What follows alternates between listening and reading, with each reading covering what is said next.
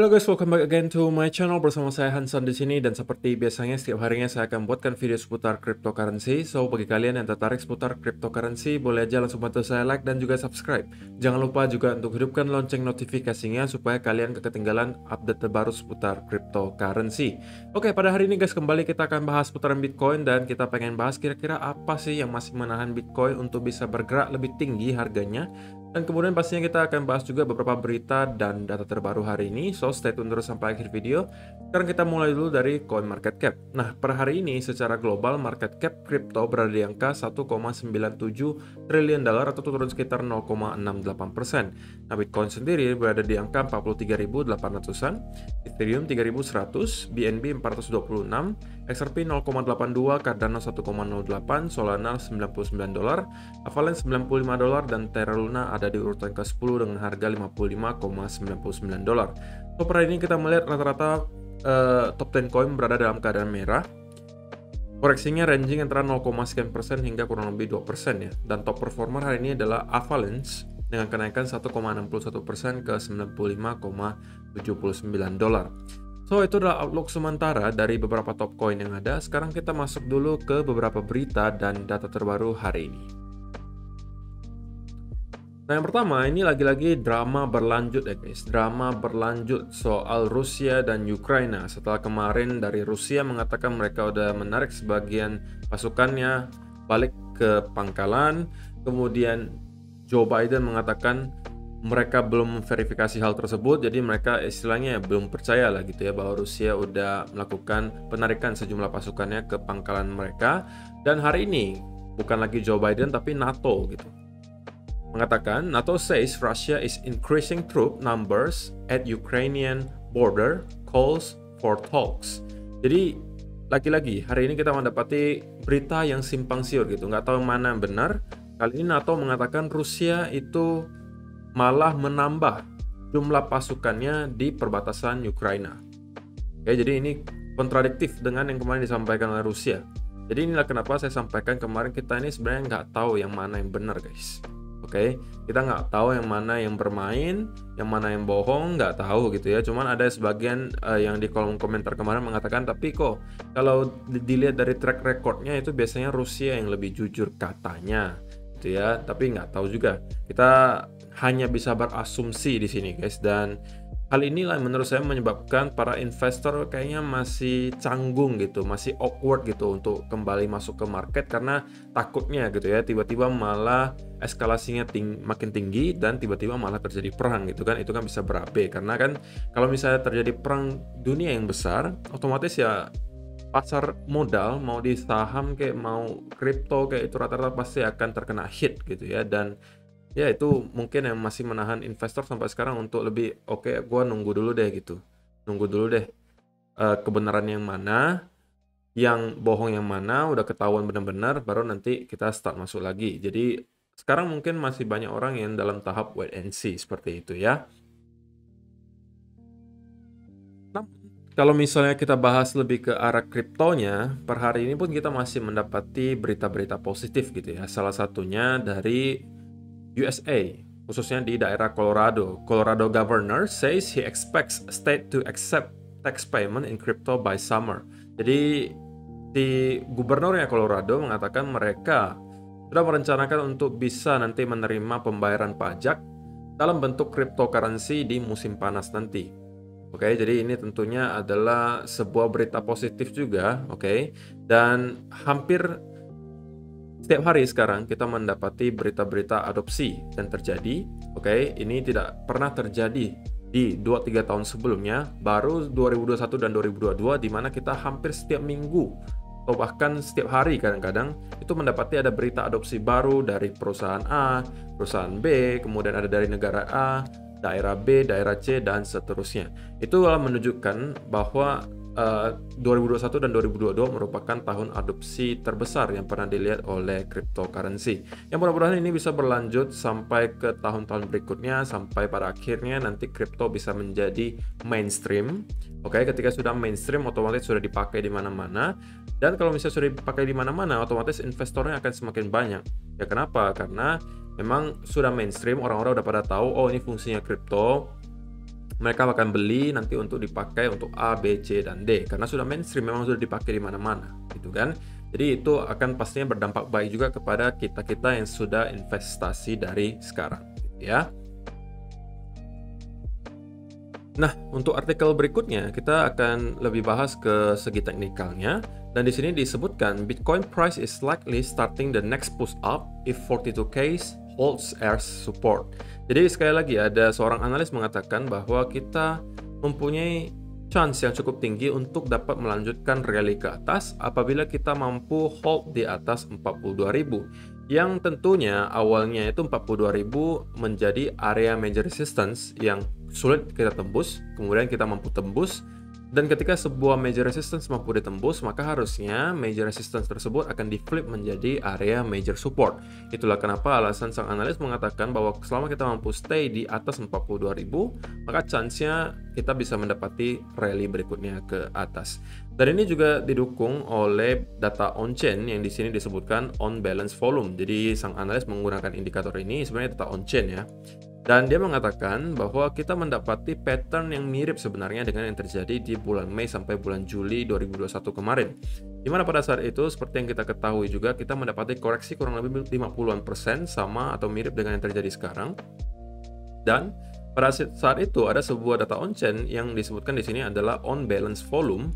Itu menunjukkan bahwa kita mendapati ada shifting momentum di sini.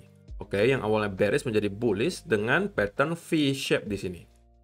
Oke, atau biasa orang sebutnya V-shape recovery gitu ya. Dan hal yang sama juga terjadi sekarang dari on balance volumenya, di mana kita juga mendapati semacam V-shape recovery. Namun menurut sang analis, justru yang sekarang ini terjadi sedikit lebih bullish daripada yang terjadi di bulan Mei sampai Juli kemarin. Di mana pada saat itu Mei dan Juli kita mendapati V-shape recovery, namun kita kemudian segera mendapatkan konsolidasi sebelum kita melanjutkan rally kedua ke atas. Namun yang terjadi sekarang, kita malah terus-menerus naik gitu ya. Jadi menurut sang analis ini yang menyebabkan dia malah sedikit lebih bullish lagi kelihatannya daripada yang terjadi di bulan Mei dan sampai Juli 2021 kemarin. Oke, so ini juga kelanjutannya dari yang tadi disebutkan kenapa 42.000 itu akan menjadi area yang sangat penting. Karena kalau misalnya diperhatikan memang 42.000 sebelumnya di sini ya, ini 42.000 sebelumnya merupakan memang area major resistance yang sudah kita tembus dan sepertinya kita bisa menjadikan dia sebagai area major support. Dan menurut sang analis, kita sebenarnya sekarang dalam tahap impulsive move berikutnya lagi, kemungkinan gitu ya guys ya. Di sini kalau misalnya kalian perhatikan ini impulsive move, ini adalah corrective move, kemudian ini impulsif lagi, korektif lagi, dan biasanya kalau sudah ada impulsive move diikuti corrective move, maka biasanya akan ada impulsive move berikutnya. Namun pertanyaannya tentunya adalah apakah koreksi kali ini sudah benar-benar berakhir ataukah kita masih mempunyai corrective move mungkin menjadi dua wave seperti ini sebelum kita naik ke atas. Nanti mungkin itu akan kita bahas di chartnya. Oke? Selain itu tentunya dari segi data on-chain kita juga bisa melihat Bitcoin addresses holding 0.1 Bitcoin hits a new all-time high. Jadi ini adalah menghitung jumlah alamat atau address yang hold Bitcoin di atas atau sama dengan 0,1 Bitcoin. Lebih dari atau sama dengan 0,1 Bitcoin gitu ya. Jadi kalau dilihat dari waktu ke waktu kita mendapati kenaikan yang terus menerus. Oke, khususnya kalau misalnya kalian perhatikan terakhir kali kita mendapatkan drop itu di bulan Mei sampai Juli kemarin, tapi setelahnya kita terus menerus mendapati peningkatan dari segi addresses yang ngehold Bitcoin lebih dari atau sama dengan 0,1 gitu ya. Jadi itu adalah tentunya berita yang cukup baik. Karena sekali lagi ini menunjukkan bahwa yang terjadi di bulan Mei dengan yang terjadi sekarang itu hampir semua data on-chain menunjukkan berbeda gitu.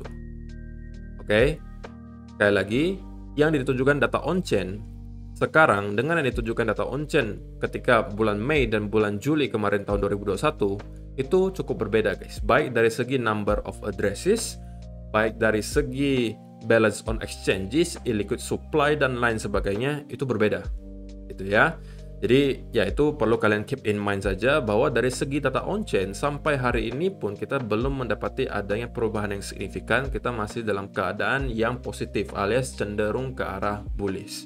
Gitu ya, sekali lagi guys, bahwa data on-chain seperti ini tidak untuk menilai pergerakan short term.